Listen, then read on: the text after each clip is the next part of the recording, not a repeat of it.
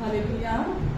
आइए प्रार्थना करते हैं। हमारे प्रेमी स्वर्गीय अनुग्रहकारी अच्छे अखंड पिता परमेश्वर, हम आपको दिल की गहराइयों से धन्यवाद देते हैं आज के इस दिन के लिए, सुंदर समय के लिए, इस सुंदर फेलोशिप के लिए आपको धन्यवाद देते हैं। आपकी महान उपस्थिति के लिए आपको धन्यवाद देते हैं। आपके अभिषेक के लिए जो यहाँ हमारे जीवनों पर है उसके लिए हम आपको धन्यवाद देते हैं। पवित्र आत्मा जी, हम आपका स्वागत करते हैं और आपको धन्यवाद देते हैं हमें अपनी बातें सिखाने के लिए, हमें सुधार लाने के लिए, हमारे जीवन रूपांतरित करने के लिए हम आपको दिल की गहराइयों से धन्यवाद देते हैं। हम कल जहाँ थे आज हम वहाँ नहीं हैं, और आने वाले कल में आज जो हमें जहाँ भी सुधार की ज़रूरत है प्रभु, हम उस सुधार के साथ आगे बढ़ जाएंगे, क्योंकि आप हमेशा हमारे साथ धीरज के साथ पेश आते हैं, और इसके लिए हम आपको धन्यवाद देते हैं परमेश्वर। और आपका प्रॉमिस है कि जो लोग आपके प्यार पर विश्वास करते हैं, सारी बातें मिलकर उनके लिए भलाई ही को उत्पन्न करती हैं। निरंतर परमेश्वर आप हमारे जीवन में हमारी भलाई के लिए चीज़ों को तैयार कर रहे हैं, और प्रभु हम हर दिन आपकी भलाइयों को अपने जीवन में देख रहे हैं, क्योंकि आप हमारे अच्छे परमेश्वर, हमारे अच्छे पिता हैं। आप अनंत काल तक एक जैसे रहने वाले परमेश्वर हैं। आप जीवित परमेश्वर हैं। आप हमसे पूरे दिल से प्यार करने वाले परमेश्वर हैं।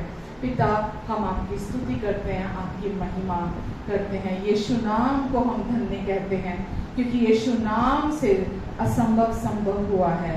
यीशु नाम ने हमारे जीवनों को नया किया है। यीशु नाम ने हमें पिता के साथ मिलाकर हमेशा के लिए एक कर दिया है। यीशु नाम से हमारे जीवन में जो कुछ भी परमेश्वर की इच्छा के विरुद्ध था, हमें उससे छुटकारा मिला है। हम धन्यवाद देते प्रभु, हमें आज़ादी दी है यीशु नाम ने, क्योंकि जिसे पुत्र आज़ाद करता है वो पूरी रीति से आज़ाद हो जाता है। धन्यवाद देते हैं यीशु। हालेलुया। प्रभु, जितने लोग यहाँ हैं, जितने लोग ऑनलाइन हैं, जितने लोग आने वाले हैं, नामों नाम आप सबको ब्लेस करें, सबको ब्लेस करें परमेश्वर। और आज प्रभु आप इनसे बातें करेंगे, आज ये आपको और अधिक जानेंगे, आपको और अधिक समझेंगे। धन्यवाद देते हैं यीशु, आप मेरी भी मदद और सहायता करेंगे। और आप जहाँ सुसमाचार प्रचार होता है वहाँ जिन चमत्कार और बड़े बड़े काम करते हैं आप, और आज हमारे लिए भी आप प्रभु आपके वचन के द्वारा आप ऐसा ही करने जा रहे हैं। आमेन, आमेन, आमेन। हालेलुया। भजो नाम, जपो नाम, प्यारा नाम यीशु नाम। चाहे सुबह हो या शाम, चाहे सुबह हो या शाम, यीशु नाम ले सब भक्ति करो, मिल जाओ यीशु नाम ले। सब भक्ति करो, मिल जाओ यीशु नाम ले। भजो नाम, जपो नाम, प्यारा नाम यीशु नाम। भजो नाम, जपो नाम, प्यारा नाम यीशु नाम। चाहे सुबह हो या शाम, चाहे सुबह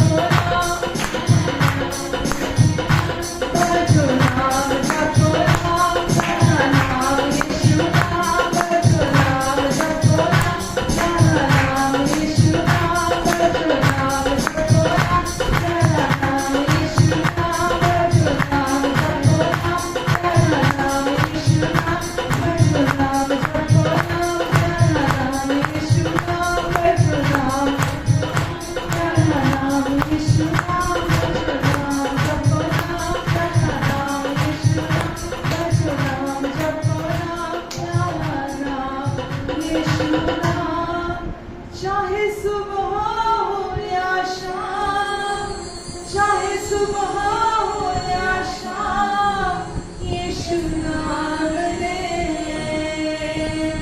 सारे भक्ति करो मिल गाओ यीशु नाम ले। सारे भक्ति करो मिल गाओ यीशु नाम ले। सारे भक्ति करो मिल गाओ यीशु नाम ले। हालेलुया। हाँ यीशु, हम आपको धन्यवाद देते हैं प्रभु जी। आपके नाम ने हमारी जिंदगियों को सबसे ऊंचे स्तर पर रख दिया है। अब हम ऊपर है नीचे नहीं, सर है पूछ नहीं, आशीषित है घर के अंदर भी और घर के बाहर भी। दुष्ट की हर चाल, दुष्ट की हर बुरी योजना के ऊपर है हम। धर्मी के विरुद्ध शैतान का कोई हथियार सफल नहीं होगा, ये परमेश्वर का वायदा है। शैतान को समझ में नहीं आता कि वो धर्मी के साथ क्या करे, क्योंकि धर्मी जानता है कि अब वो हमेशा के लिए परमेश्वर के पंखों की आड़ के नीचे, परों के नीचे छिपा हुआ है। Hallelujah, hallelujah. ओ प्रभु जी, ओ प्रभु जी, ओ प्रभु जी, ओ प्रभु जी, आपने हमारी जिंदगी बदल दी। ओ प्रभु जी, ओ प्रभु जी, आपने हमारी जिंदगी बदल दी। किस तरह की खाक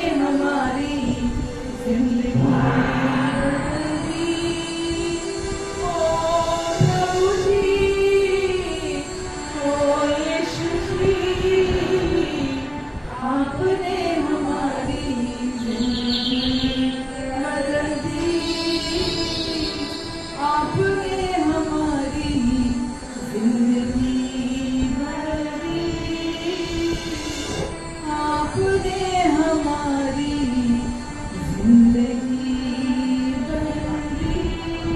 आमेन। यीशु, हम आपको धन्यवाद देते हैं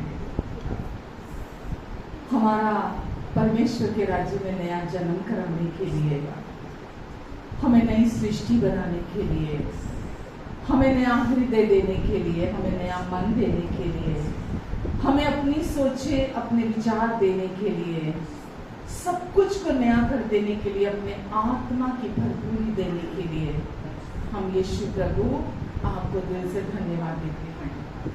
धन्यवाद देते हैं यीशु, आपने क्रूस पर जो काम हम सब के लिए पूरा कर दिया, हम उसके लिए आपको दिल से धन्यवाद देते हैं।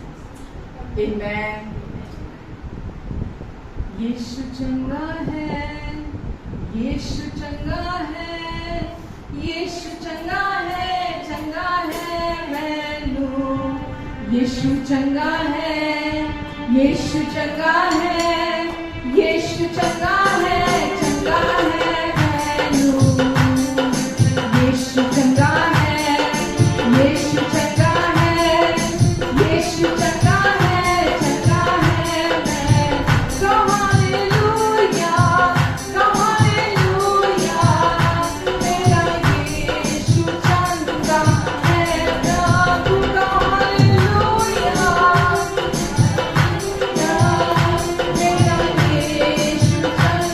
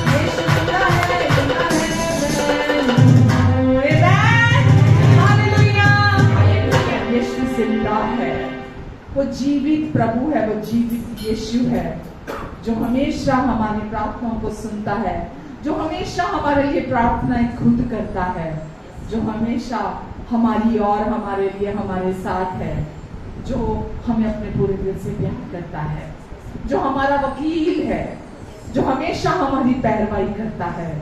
यीशु जिंदा है, यीशु जिंदा है, यीशु जिंदा है मेरे लिए, आपके लिए। यीशु जिंदा है। हालेलुया। वो चंगा है, वो भला है, वो प्रेमी है, वो जिंदगी है, वो जीवन की ज्योति है। यीशु जिंदा है। हालेलुया। वो भरपूरी है, वो बहुतायत है और वो मेरे लिए जिंदा है। आमेन, आमेन।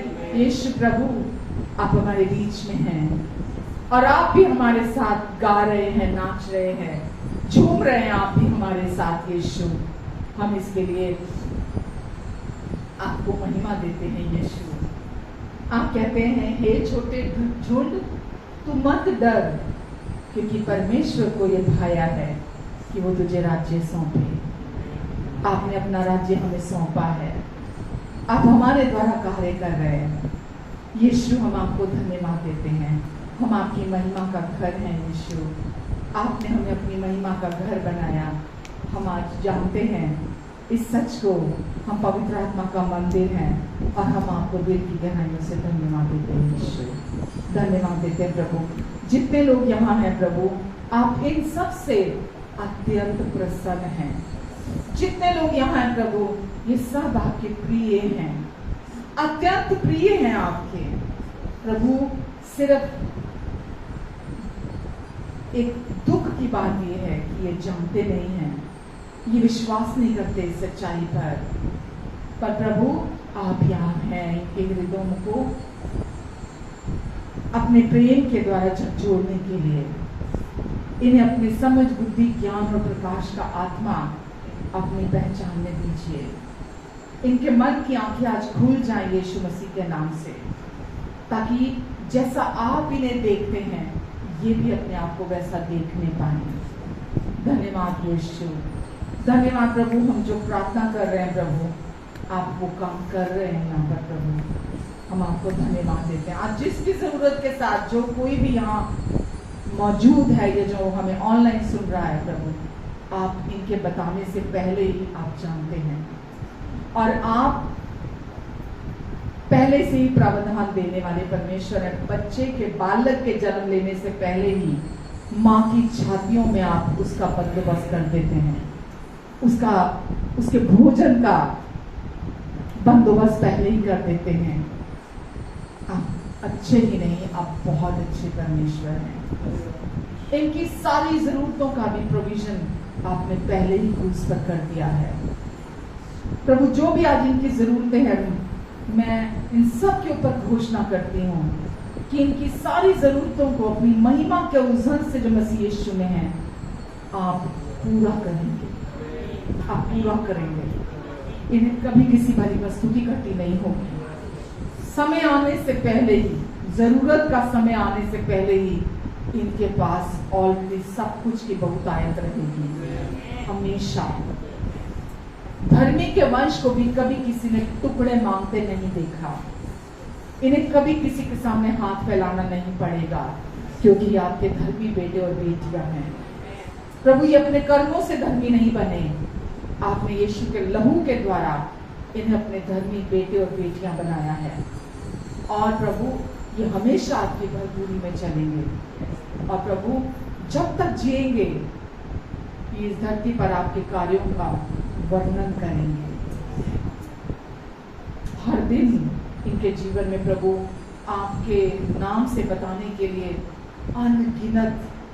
अनगिनत बातें होंगी, क्योंकि आप हर समय इनकी भलाई के लिए काम कर रहे हैं। धन्यवाद पिता, धन्यवाद देते परमेश्वर, धन्यवाद पिता। पूरा समय अभी तक आपने हमारी मदद की, संभाला। हम एडमिट करते हैं कि हम परफेक्ट नहीं हैं। हम में से कोई भी अपने कार्यों के द्वारा परफेक्ट नहीं है। हम आत्मा में अंदर बिल्कुल परमेश्वर जैसे बना दिए गए हैं, लेकिन बाहर हम कोई भी अपने कर्मों पर घमंड नहीं कर सकते, क्योंकि हम रोज गिरते हैं, रोज उठते हैं। और आप ये जानते हैं और आप हमें हमारी कमियों के साथ पहले ही स्वीकार कर चुके हैं। हम इसके लिए भी आपको धन्यवाद देते हैं। हम ये स्वीकार करते हैं कि हम कमज़ोर हैं, हम कमज़ोर हैं, और हम ये भी जानते हैं कि हमारी निर्बलताओं में ही आपके अनुग्रह की सामर्थ्य सिद्ध होती है। यीशु, हम आपको धन्यवाद देते हैं प्रभु जी, धन्यवाद। पूरा समय आगे भी आपका अनुग्रह, आपकी कृपा हम सबके लिए बहुत है। धन्यवाद यीशु, धन्यवाद प्रभु। आमेन, आमेन। हालेलुया। कैसे हैं सब? आमेन, आमेन। आज कुछ नए चेहरे भी दिख रहे हैं। प्रभु यीशु के नाम से आपका स्वागत करते हैं। God bless you. और सब कैसे हैं? कुछ बड़े दिन के बाद आए हैं, आपका भी फिर से स्वागत करते हैं। आमेन। और कैसे हैं सब? Praise God. प्रभु हर दिन हमें पढ़ा रहे हैं, हर दिन हमें सिखा रहे हैं। हम सब सीख रहे हैं प्रभु से, और हम सब बढ़ रहे हैं। यहाँ यकीन जानिए, कोई भी सिद्ध इंसान नहीं बैठा हो तो सब कुछ सीख चुका हो और जिसमें कोई कमी ना हो। ठीक है, हम सब बाहरी तौर पर हम सब महिमा से महिमा की ओर जा रहे हैं। हम सब सीख रहे हैं, हम सब बढ़ रहे हैं। इसलिए डरने की, घबराने की जरूरत नहीं है। ये सोच कर कि अरे मुझमें तो बहुत कमियां हैं, मैं तो ऐसा इंसान हूँ, मैं तो वैसा इंसान हूँ, घबराने की जरूरत नहीं है। लेकिन खुशखबरी क्या है कि यहाँ पर जो भी बैठा हुआ है, कोई किसी से ज्यादा धर्मी भी नहीं है। जो सबसे आगे बैठे हैं वो पीछे वालों से ज्यादा धर्मी नहीं है। जो सबसे पीछे बैठे हैं वो कम धर्मी नहीं है ना, जो आगे बैठे हुए हैं। तो जितने भी हम सब यहाँ बैठे हैं, हमारे लिए खुशखबरी ये है, ये चाहे जगह हो, चाहे वो जगह हो, चाहे आखिर की लाइन हो, हम सब यीशु के लहू के द्वारा बचाए गए, छुड़ाए गए और धर्मी घोषित किए गए हैं। किसकी ओर से? परमेश्वर की ओर से। आमेन, हालेलुया।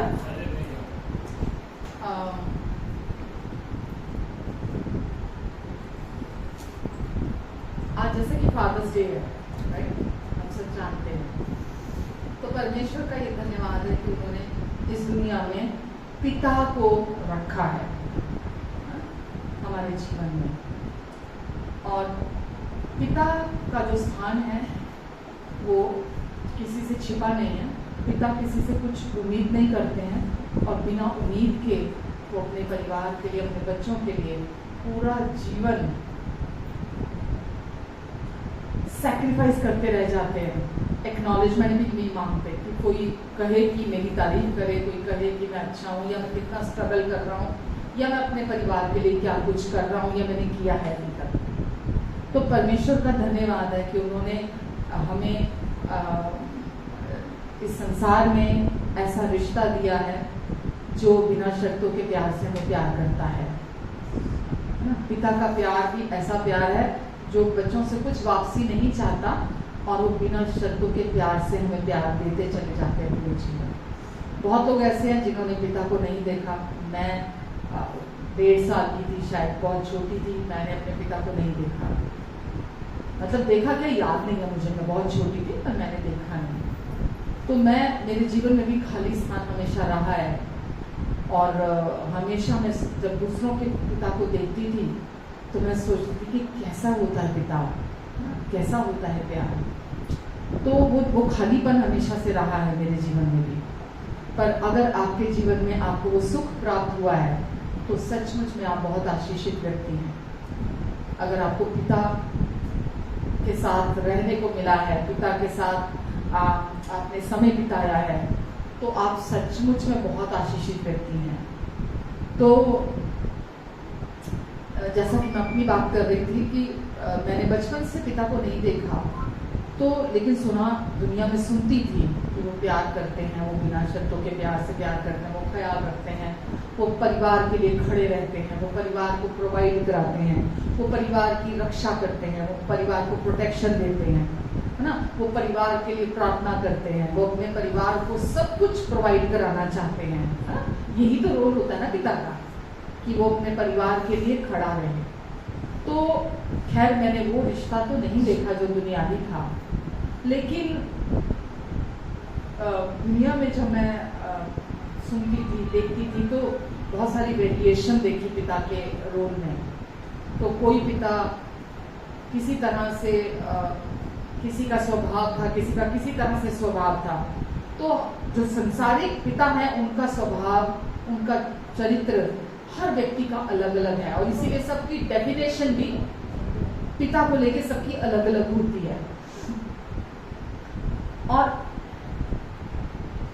दुखद बात यह है कि जैसा हमने इस दुनिया में वो रिश्ता देखा पिता का, जैसा जैसा हमारा अनुभव रहा है, हम परमेश्वर को भी वैसा ही देखने लग गए। हम सोचने लग गए कि जैसा संसारिक बाप होता है वो भी वैसे ही होते हैं, परमेश्वर भी वैसे ही हैं। तो मेरे मन में हमेशा ये सवाल रहता था कि परमेश्वर कैसे परमेश्वर हैं, वो कौन है, वो मेरे बारे में क्या सोचते हैं, उनकी राय मेरे बारे में क्या है। मैं आपसे पूछना चाहूंगी कि जब हम पूरी मानव जाति, जब हम इस दुनिया में हैं, राइट, तो हम जैसे हमेशा बात करते हैं कि बहुत सारे धर्म इस दुनिया में चल रहे, बहुत सारे धर्म बन रहे इस दुनिया के अंदर, खोज सबकी परमेश्वर है, ठीक है। लेकिन क्योंकि इंसान को पता नहीं है, सच नहीं मालूम है, इसीलिए इंसान ने वचन में लिखा, यशाया 53 में 53 में, सबने अपना अपना मार्ग ले लिया, सब अपने अपने रास्ते निकल दिए, जिसको जो अच्छा लगा वो करने लगा। पर आपसे सिर्फ मैं फूड फॉर थॉट सोचने के लिए कि आप क्या चाहते हैं, चाहे वो आप पिता कह लीजिए, परमेश्वर कहिए या प्रभु कहिए, आप वो कैसा होना चाहिए, जिसको भी आप विश्वास करते हैं, जिसको भी आप मानते हैं। क्योंकि दुनिया में मैंने बोला ना बहुत सारे रिलीजन हैं, बहुत जगहों पे लोग विश्वास करते हैं, लेकिन जहां हम विश्वास करते, हमारा हम जहां भी विश्वास करते हैं, ध्यान से समझिएगा, या कोई भी बाहर दुनिया का इंसान है, वो गलत नहीं है। वो जहां भी विश्वास कर रहा है, वो जहां भी जा रहा है, वो गलत नहीं है इंसान, क्योंकि वो तो खोज में है परमेश्वर की, और वो भावुक है उस रिलेशनशिप को लेकर, पिता और पुत्र के। परमेश्वर कौन है? हमारे पिता है हमारे, ठीक है। परमेश्वर कौन है? हमारे पिता है हमारे, और केवल पिता नहीं, वो भले और अच्छे पिता हैं हमारे। और ये सच्चाई हम पर प्रभु यीशु मसीह ने आकर प्रकट की, जाहिर की। कोई नहीं जानता था कि परमेश्वर हमारे पिता भी हैं। तो यीशु ने कहा, जब तुम प्रार्थना करते हो तो अब से तुम कैसे प्रार्थना करना? हे पिता कह के प्रार्थना करना, हे पिता से प्रार्थना को शुरू करना। तो यीशु ने आकर हमें बताया कि परमेश्वर हमारे पिता हैं।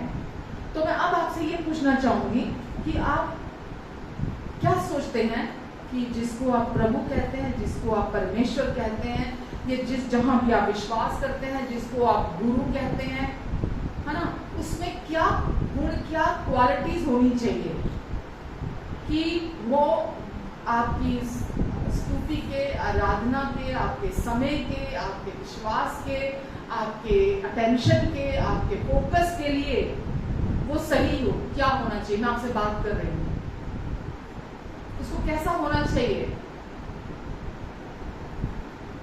अगर मैं किसी को अपना पूरा जीवन देती हूँ, अपना सर्वस्व देती हूँ, अब दुख सोचिए, जब आप दुनिया में किसी के साथ रिश्ता रखते हैं, शादी के लिए मान लीजिए, तो कितना ठोक बजा के हम रिश्ता रखते हैं ना। जब आप अपनी बेटी के लिए बेटा देखने जाते हैं ना, दामाद देखने जाते हैं, तो आप कितना ठोक बजा के देखते हैं, कितनों को देखते हैं, कितनों को आप रिजेक्ट करते हैं, जो आपको लगता है कि नहीं मेरी बेटी के लायक नहीं है ना, या कंपैटिबल नहीं है, या उसके योग्य नहीं है मेरी बेटी के। जब हम दुनिया में और भी चीजें, ये तो चलो रिश्ता हो गया, आप कोई भी चीज खरीदने जाते हैं, सामान भी खरीदने जाते हैं, तो आप पहले देखते हैं कि क्या वो उसकी वो वैल्यू फॉर मनी है, क्या वो है उस खरीदने के लायक। और हमारी ये त्रासदी देखिए कि हम जब जहाँ विश्वास करते हैं मैं यहाँ न्यूट्रल ग्राउंड पर खड़ी हूँ अभी। हम जहाँ विश्वास करते हैं हम इन बातों को सोचते ही नहीं है।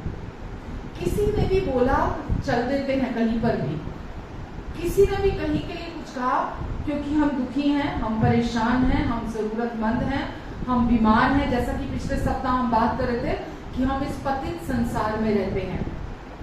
हम यहाँ इस संसार में जहाँ हम रह रहे हैं, ये प्लैनेट जो है ना, ये इसका पतन हो चुका है। हम पतित संसार में रहते हैं। यहाँ पेड़ पौधे, जानवर, इंसान, हर चीज पतन के नीचे है। पतन के नीचे का मैंने आपको बताया भी था कि अपनी ओरिजिनल अवस्था से नीचे गिर जाना, सबसे ऊंचे से नीचे आकर गिर गया मनुष्य। और अभी भी जो संसार के लोग हैं, अभी भी वो मतलब आप उनके जीवनों को अगर देखते हैं, उनके व्यक्तित्व को देखिए, उनके शरीरों को देखिए, उनके जीवन को देखिए, तो आपको पता चल जाएगा देखकर कि कैसे वो खत्म हो रहे हैं। उनके शरीर बीमार हैं, कमजोर हैं, शराबों के नीचे हैं, है ना, कमी घटी में है, गरीबी में है, कंगाली में है, बुरे हालातों में है, एडिक्शंस में है, बुरी लतें हैं उनके जीवन में, दवाइयों के भरोसे जिंदगी निकाल रहे हैं। दवाइयाँ, हमेशा मैं बोलती हूँ, दवाइयाँ हमारी मदद के लिए हैं और परमेश्वर का धन्यवाद है दवाइयों के लिए, क्योंकि अगर दवाइयाँ नहीं होती तो ये आधी से ज्यादा दुनिया पागल खाना होती। तो दवाइयाँ टेम्परेरी तो ठीक है, दवाइयों के भरोसे नहीं जिया जा सकता, ठीक है, लेकिन क्योंकि दुनिया को पता नहीं है उपाय क्या है, उसका हल क्या है, तो इसीलिए दुनिया आज, और कारण भी क्या है कि क्यों है ऐसा जीवन, तो दुनिया आज भी वही पड़ी हुई है। तो मैं आपको ये बोल रही हूँ कि अगर कोई व्यक्ति कहीं पर भी मानता है, विश्वास करता है, कहीं भी जाता है, हम जैसे बोलते हैं ना, एक भेड़ एक तरफ गई तो बाकी की भेड़ें देखती हैं, ये नेचुरल में ऐसा ही होता है।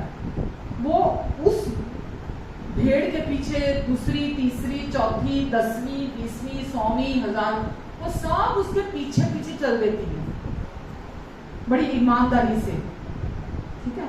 इंसान भी ऐसा ही है, वो नहीं सोचता, नहीं देखता, नहीं पूछता, नहीं समझता, केवल चिन्ह और चमत्कार कहीं पर भी हो रहे होते हैं ना, बस वो वहां लग लेता है, वो वहां चल पड़ता है कि यहाँ चिन्ह चमत्कार हो रहे हैं भाई, थोड़ा मुझे सांस तो लेने को मिलेगी। जहां कोई बोलता वहां छूटकर चला जाता है। और वास्तव में जहां भी आप विश्वास कर रहे हैं, जहां भी आप समय व्यतीत कर रहे हैं, जहां भी आप जा रहे हैं, जहां भी आप अपना ध्यान अर्जित कर रहे हैं, क्या वो प्रभु है, क्या वो परमेश्वर हो सकता है, क्या वो आपके विश्वास के लायक हो सकता है। व्यक्ति तो देखो इमोशनल है, भावुक है, जरूरतमंद है, और इसी का फायदा आज दुनिया के लोग उठा रहे हैं। इसी के वजह से आज इतने, आप जाओ, अनगिनत लोग ऐसे हैं जो लोगों के भोलेपन का फायदा उठा रहे हैं। होता है ना ऐसा, लोगों के भोलेपन का फायदा उठाया जा रहा है। क्यों? क्योंकि लोग सच्चाई की खोज में हैं और वो कभी कहीं अटक जाते हैं, कभी कहीं अटक जाते हैं, कभी कहीं फंस जाते हैं, कभी कहीं फंस जाते हैं, क्योंकि सच नहीं जानते, है ना। लेकिन परमेश्वर का वचन हमें सच्चाई को हमारे सामने रख देता है। तो जब हम परमेश्वर का वचन पढ़ते हैं बाइबल, तो हमें वहां पता चलता है कि परमेश्वर पवित्र पवित्र, प्रकाशित वाक्य में लिखा है, वो अति पवित्र परमेश्वर है। तो जहां भी आप विश्वास करते हैं, क्या वो पवित्र पवित्र अति पवित्र परमेश्वर है, जो था, जो है और जो आने वाला है, जो हमेशा से था, जो आज भी है और जो आने वाला है, ठीक है। तो ये सवाल आपके मन में होने भी चाहिए, और आपको जब भी कहीं जाते हैं आप उठकर, मैंने पहले भी एक दो बार आपको बोला, जब आप कोई व्यक्ति किसी को हीरा पहने हुए देखता है ना, तो अगर उसकी हीरे को खरीदने की हैसियत नहीं है तो वो क्या करेगा, वो नकली हीरा की जो दुकान है वहां जाएगा, और जब बहुत करीब होगा ना असली हीरे के, वो जाकर वो हीरा खरीद के लेकर आएगा, ताकि जब वो हीरा पहने तो वो उस हीरे के तुलना में बराबर बराबर लगना चाहिए। ठीक है, तो शैतान का भी क्या काम है दुनिया में, वो जगह जगह पर काम कर रहा है आज, ताकि सच्चाई की तुलना में लोग कंफ्यूज रहे। लोग बोले अरे हाँ, जो वहां होता है वही तो यहाँ होता है, जो बातें आप कर रहे हो वही तो बातें वहीं होती हैं, जो चिन्ह चमत्कार वहां होते हैं वो भी तो वहीं होते हैं चिन्ह और चमत्कार। आप समझ रहे हैं, वो परमेश्वर की तुलना में झूठ क्रिएट करता है, ताकि आप जो अज्ञानता में अभी हैं, अभी आपको सच नहीं पता, आप उस झूठ को सच मानने लगे और आप अपना विश्वास वहां दे दें। समझ रहे हैं आप? लेकिन आपको यह पता होना चाहिए कि आप परमेश्वर की प्रिय संतानें हैं, और ये भी सच है कि शैतान इस संसार का ईश्वर बने बैठा है, और वो कभी नहीं चाहेगा कि परमेश्वर के साथ आपका आंतरिक निजी रिश्ता हो आपका परमेश्वर के साथ। वो चाहेगा बाहरी तौर पर आप रिश्ता बनाने की कोशिशें करते रहे आप परमेश्वर के साथ, बाहरी कर्म कांड करते रहे, धार्मिक कर्म कांड जो धर्म प्रणायता होती है धार्मिक, वो करते रहे आप, लेकिन परमेश्वर के साथ आपका निजी तौर पर दिल से रिश्ता आपका ना बन पाए। तो ये बिल्कुल दोनों अलग बातें हैं। परमेश्वर के साथ निजी तौर से दिल से रिश्ता होना भीतरी तौर से, और बाहरी तौर पर कर्म कांडों के द्वारा परमेश्वर के साथ रिश्ता बनाने की कोशिश करना। ये सच्चाई है कि लोग अज्ञानता वर्ष बाहरी कर्म कांडों में फंसे रहते हैं। मैं बार बार एक बात बोल रही हूँ आपको, ठीक है। लेकिन जब तक कोई व्यक्ति, एक व्यक्ति जिसको परमेश्वर का सच पता चल चुका होगा, जब तक मतलब कोई तैयार नहीं होगा, यीशु ने बोला जो बातें मैंने तुम्हें सिखाई वही बातें तुम आगे दूसरों को जाके सिखाना।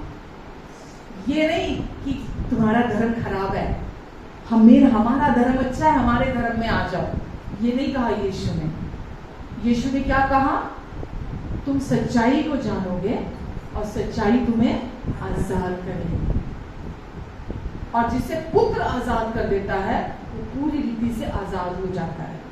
आमेन। तो आपको न्यूट्रल होके पहले समझने की जरूरत है कि जहां भी मैं विश्वास कर रहा हूं, क्या वो पवित्र अति पवित्र परमेश्वर है, क्या वो पाप से रहित है, क्या वो पाप क्या है वो जानता नहीं है, क्या उसने अपने जीवन भर कोई पाप नहीं किया, क्या पहले आदम से चला आ रहा पाप का बीज उसके अंदर नहीं है।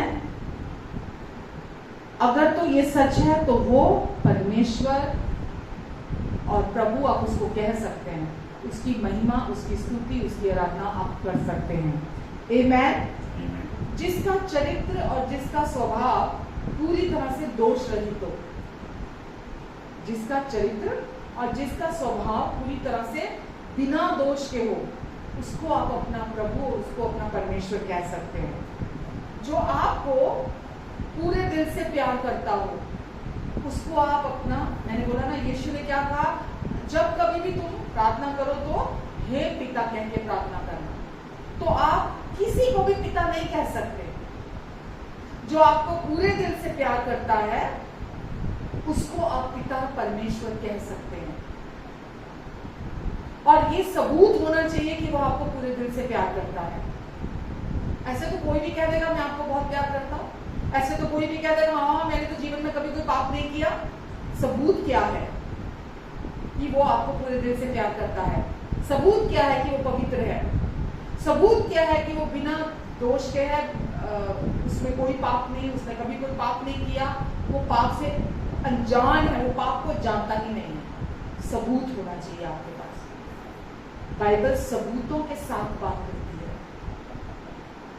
जब बाइबल परमेश्वर के बारे में बात करती है तो सबूतों के साथ बात करती है। आमेन। जिसने आपके आत्मा को बचाने के लिए कुछ किया हो, जिसने आपकी आत्मा को बचाने के लिए आपके लिए कुछ किया हो। आप यूं ही कोई चार ज्ञान की बातें अगर आपको बताता है तो आप उसको अपना प्रभु मान लोगे? आप उसको अपना परमेश्वर मान लोगे, आप उसको अपना विश्वास दे दोगे। अगर कोई ज्ञान की बातें आपको सिखाने बैठ जाए तो, हेलो, आप समझ रहे हैं? तो कोई भी ज्ञान की बातें, अच्छी अच्छी बातें जो दुनिया में सुना रहा है, आप उसको अपना प्रभु नहीं मानने लग जाते, या फिर जो दुनिया में है ही नहीं है, राइट? बहुत सारी जगहों पे लोग विश्वास करते हैं जो दुनिया में अभी जिंदा नहीं है, उन पर विश्वास करते हैं। और मैंने ऐसे लोगों को देखा है कि वो ऐसे व्यक्तियों को अपना प्रभु, अपना परमेश्वर, अपना विश्वास देते हैं जिनसे वो डरते और कांपते हैं, थर-थर कांपते हैं। उनका नाम लेते ही वो थर-थर कांपने लग जाते हैं। क्या वो हमारा पिता, वो हमारा परमेश्वर हो सकता है जिससे हम थर-थर कांपे, हम डरे? वो उनको विश्वास करते हैं, उन पर विश्वास करते हैं जो धमकियां देते हैं, जो डराते हैं, जो क्रोध करते हैं। मर चुके हैं, जिंदा नहीं है वो, लेकिन अभी भी वो कहते हैं कि नहीं, अगर हमने कुछ उनका कहना जैसा उन्होंने बोला था, अगर हम उनकी बात नहीं मानेंगे, अगर हम वैसा नहीं करेंगे, तो वो तो हमारी जिंदगियों को उल्टा कर देंगे, वो तो हमारे बच्चों के साथ बुरा कर देंगे, वो हमारे परिवार में बुरा कर देंगे, वो तो हमारी जिंदगी को तहस नहस कर देंगे।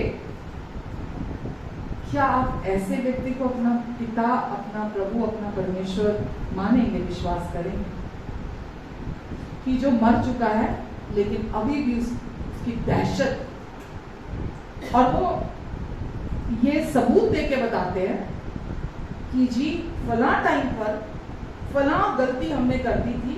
वो मर चुके हैं जिनको वो मानते हैं, लेकिन उनके मरने के बाद फला टाइम पे हमने ये फला भूल चूक कर दी थी, ये गलती कर दी थी, और एक्सीडेंट पे एक्सीडेंट हमारे परिवार में होने लग गए, मौतें हमारे परिवार में होने लग गई, बुरे से बुरा हमारे परिवार में होने लग गया।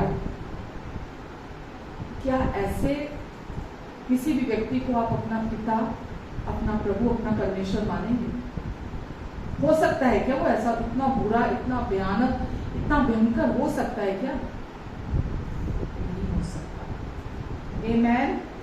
जिसका चरित्र, जिसका स्वभाव आप अपनाना चाहते हो, जिसके जैसे आप बनना चाहते हो, जिसका जीवन आपके सामने मिसाल हो कि जिसने पापियों से इतना प्यार किया, है ना, जिसने पापियों के साथ बैठकर खाया पिया मतलब उनको अनकंडीशनल प्यार किया पापियों को, है ना, और उनका पापियों का उद्धार कराया, पापियों को मारा नहीं, पापियों का उद्धार कराया। वो है एक अच्छे पिता की मिसाल, अच्छे परमेश्वर की मिसाल, कि जो पापियों को नाश ना करे बल्कि पापियों का उद्धार कराए। वो है अच्छे पिता की डेफिनेशन, अच्छे पिता की बात। आमेन, हालेलुया। तो फिर वास्तव में क्या डेफिनेशन है हमारे परमेश्वर की, जहाँ विश्वास करते हैं हमारे पिता की? क्या डेफिनेशन है, क्या परिभाषा है? हाँ?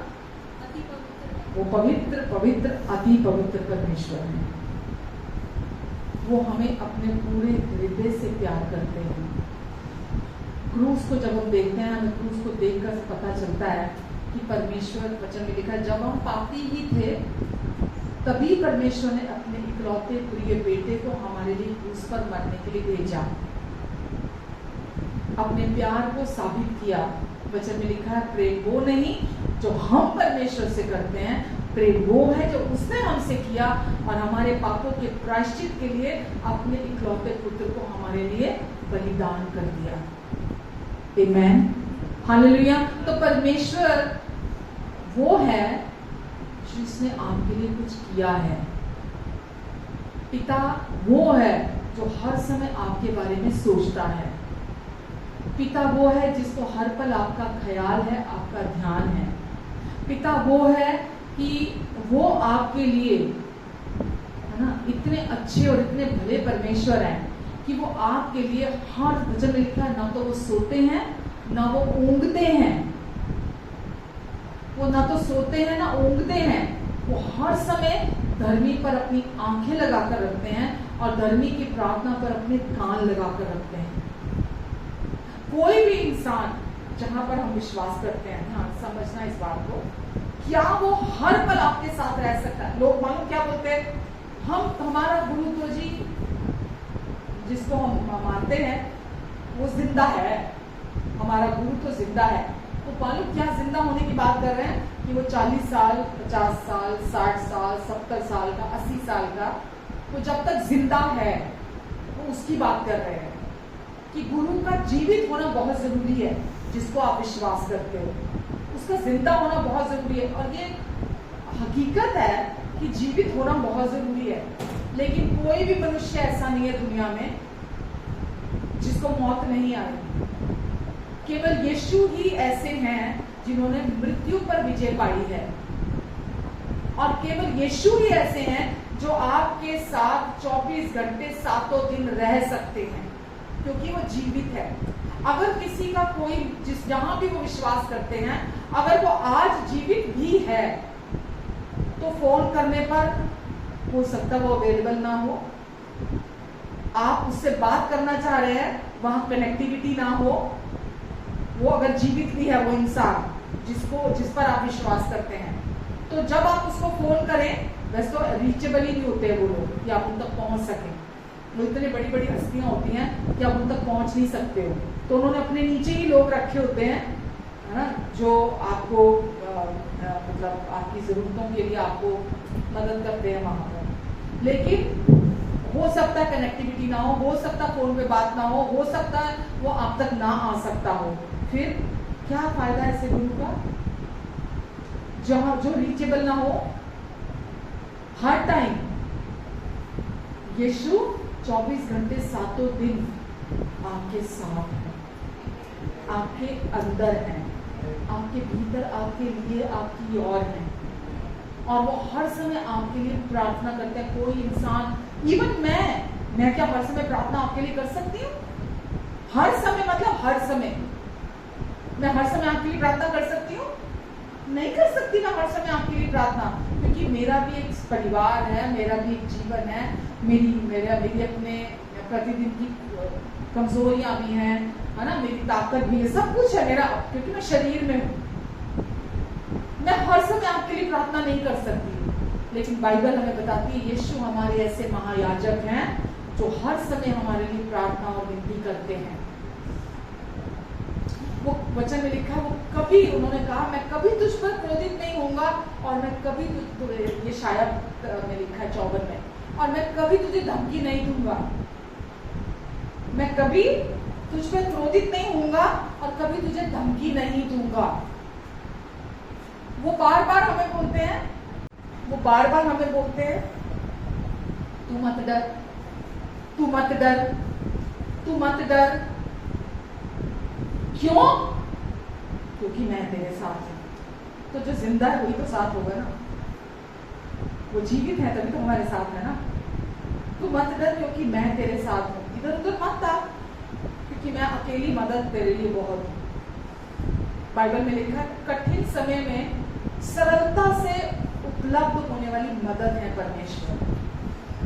कोई सरलता से उपलब्ध नहीं होता दुनिया में, परमेश्वर सरलता से उपलब्ध होने वाली मदद है हमारे लिए। आप बुदबुदा के हल्का सा बोलो और परमेश्वर सब संभाल लेते हैं। आप बुदबुदा के छोटी सी प्रार्थना करो, ऐसी कोई सिचुएशन में पड़ गए आपको समझ में नहीं आ रहा, सामने जो व्यक्ति खड़ा है वो आपके विरोध में है, सिचुएशन आपके विरोध में है, आप हल्का सा बुदबुदाइए, यीशु मेरी मदद करो, यीशु आप आइए, यीशु और आप सब कुछ को संभालिए, यीशु आप बोल के देखिए। उसी समय परिस्थिति जो सिचुएशन है, यीशु उसको संभाल लेंगे। कितना भी विरोध में लोग क्यों नहीं आपके आ रहे हैं, आपने केवल बुदबुदा कर 2 शब्द बोले हैं। बाइबल में लिखा है कि मिस्री जब 400 कुछ साल की बंधुआई में जब रहे थे, है ना, 400 कुछ साल की बंधुआई में मतलब दासत्व में रहे थे वो, अब इजराइली मिस्र के बंधुआई में रहे थे। तो वचन में लिखा है उन्होंने आह भरी और परमेश्वर ने सुनी। आह में क्या शब्द होते हैं? जब तक वो चलते जा रहे थे, परमेश्वर की तरफ आंखें नहीं की, परमेश्वर को याद नहीं किया, ध्यान नहीं दिया, तब तक तो बंधुआई में रहे। लेकिन जैसे उन्होंने वचन लिखा, आह भरी, परमेश्वर ने उनकी सुनी और परमेश्वर उनको जो 400 कुछ साल की बंधुआई थी उसमें से बाहर निकाला परमेश्वर ने उनको। समझ रहे हैं आप? इतना आसान है परमेश्वर तक अपनी बात को पहुंचाना, परमेश्वर की लीडिंग, परमेश्वर की अगुवाई को प्राप्त करना अपने जीवन में केवल परमेश्वर को जानने के द्वारा। कैसे? परमेश्वर के चरित्र, परमेश्वर के स्वभाव को जानने के द्वारा जितना आप जानते चले जाएंगे परमेश्वर के चरित्र को, उनके स्वभाव को, क्योंकि वो हर तरफ से अच्छे हैं, वो हर तरह से भले परमेश्वर हैं। हम अज्ञानतावश नहीं कभी कभी समझते, लेकिन वो हमेशा अच्छे परमेश्वर हैं। और जितना अधिक हम उनके चरित्र और स्वभाव को जानते चले जाते हैं, उतना अधिक हम उनके हृदय को जानते हैं कि उनका हृदय हमारे लिए कैसा है। समझ रहे हैं आप? परमेश्वर का हृदय, उनकी सोचें, उनके विचार, उनकी राय आपके प्रति हमेशा ही अच्छी है। वो कभी चेंज नहीं होती है, वो कभी नहीं बदलती है। वो हमेशा आपके बारे में अच्छा सोचते हैं। 24 घंटे 7 दिन वो आपके लिए अच्छा ही सोचते हैं। जिस दिन आप पाप करते हैं उस दिन भी वो आपके पाप को नहीं देखते हैं, आपकी गलती को नहीं देखते हैं। क्यों? क्योंकि उन्होंने आपके सारे पाप, सारी गलती को क्रूस पर, यीशु की देह पर सजा पहले ही दे दी है। दुनिया में आज भी लोग, सुनो, सो मत, दुनिया में आज भी लोग व्यभिचार को, चोरी करने को, झूठ बोलने को, लालच करने को, आज भी दुनिया में लोग इन बातों को पाप समझते हैं कि ये चीजें पाप हैं, ये चीजें गलत हैं, बहुत खराब हैं। इसीलिए तो लॉ है दुनिया में, है ना? लॉ एंड ऑर्डर इसी के लिए तो है कि सब शांति से रहें, ठीक है? तो इसीलिए है लॉ एंड ऑर्डर, ताकि दुनिया में सब शांति से रहे। मेरी बात को ध्यान से समझना, ठीक है? लॉ एंड ऑर्डर उसके लिए है। लेकिन परमेश्वर की अगर हम बात करते हैं, परमेश्वर की दृष्टि में पाप क्या है? जब हम बोलते हैं यीशु ने पूरे जगत के पापों की कीमत अपनी देह पर चुका दी है, कौन से पाप?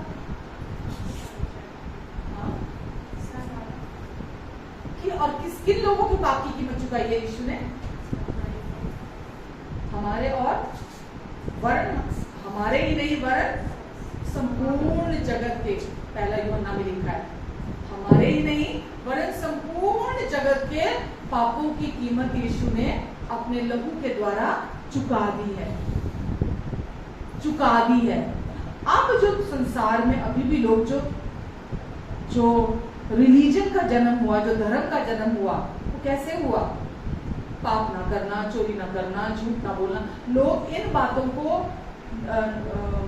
करने की कोशिश के द्वारा वो सोचते हैं कि हम धर्मी बन जाएंगे, हम पवित्र हो जाएंगे और परमेश्वर में स्वीकार कर लेंगे। मैं आपसे ये पूछ रही हूँ कि जब यीशु ने क्रूस पर अपनी जान दी, अपना लहू बहाया, ठीक है, तो जो व्यभिचार का पाप है, झूठ बोलने का पाप है, चोरी करने का पाप है, लालच करने का पाप है, चुगली करने का पाप है, बुराई करने का पाप है ना? जो भी पाप है, माँ बाप का आदर ना करने का पाप है ना? ये सारे पापों के साथ यीशु ने क्या किया?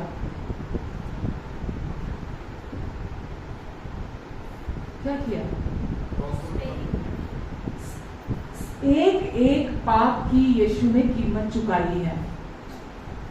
हमारे ही नहीं वरन पूरे जगत के पापों की कीमत यीशु ने चुका दी है, ठीक है? और परमेश्वर अब किसी के ऊपर भी इन पापों का दोष नहीं लगा रहे हैं। इस दुनिया में शांति बनाए रखने के लिए लॉ एंड ऑर्डर है। अगर कोई ऐसा करेगा तो उसको सजा मिलेगी। अगर कोई गलत काम करेगा, अगर कोई पाप में कोई कर्म ऐसा करता है जिससे दूसरे का नुकसान हो रहा है, दूसरे को चोट पहुंच रही है, दूसरे के साथ गलत कर रहा है कोई, तो लॉ एंड ऑर्डर है, वो उसके साथ निपटेगा। लेकिन परमेश्वर की दृष्टि में आज इन सारे पापों की कीमत परमेश्वर ने क्रूस पर चुका दी है यीशु मसीह के द्वारा। वो आपको पूरे वचन में लिखा है यूहन्ना 3:16 में, परमेश्वर ने जगत से ऐसा प्रेम किया कि उसने पूरे जगत के लिए अपने इकलौते बेटे को दे दिया, ताकि जो कोई उस पर विश्वास करे वो नाश ना हो बल्कि अनंत जीवन को प्राप्त करे। तो अब मैं आपसे ये पूछना चाह रही हूं कि जो व्यभिचार करने का, झूठ बोलने का, चोरी करने का जो भी पाप है, ठीक है, अगर इसकी कीमत यीशु ने चुका दी है तो संसार कौन से पाप की बात कर रहा है? आज परमेश्वर की दृष्टि में पाप क्या है? हाँ, सुना नहीं? क्या नाम है?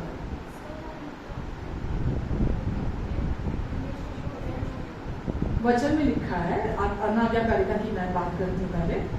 अनाज्ञाकारिता का अगर आप व्यवस्था विवरण 28 पढ़ते हैं ना, तो व्यवस्था विवरण 28 में 15 आयत तक लिखा है, यदि तू परमेश्वर की ये आज्ञा मानेगा तो तुझे ये ब्लेसिंग मिलेगी, अगर तू परमेश्वर की ये आज्ञा मानेगा तो तुझे ये आशीष मिलेगी। और 15 के बाद 16 से लेकर जितनी आयतें हैं उस चैप्टर में, वो सारी श्राप के बारे में। अगर आज्ञा तोड़ते हैं तो ये श्राप आएंगे।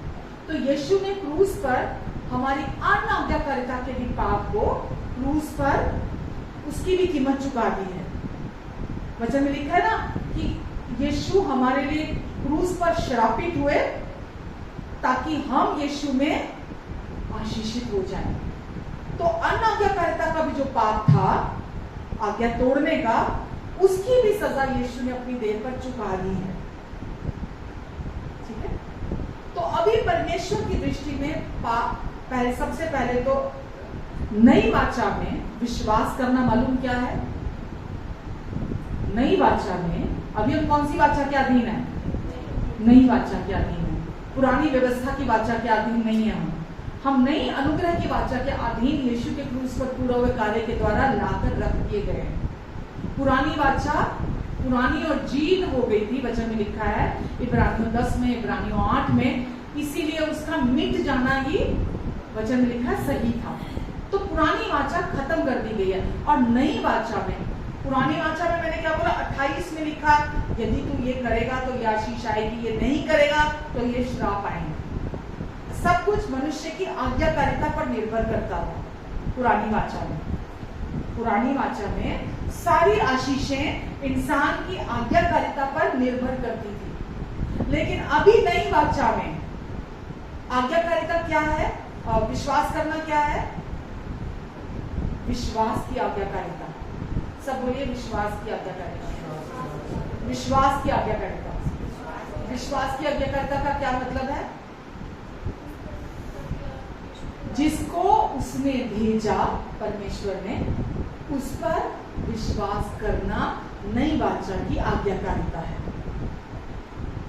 जो व्यक्ति जिसको जब यीशु को परमेश्वर ने भेजा हमारा उद्धार कराने के लिए, तो परमेश्वर कहते हैं जो व्यक्ति यीशु नाम पर विश्वास करेगा, ये आज्ञाकारिता है।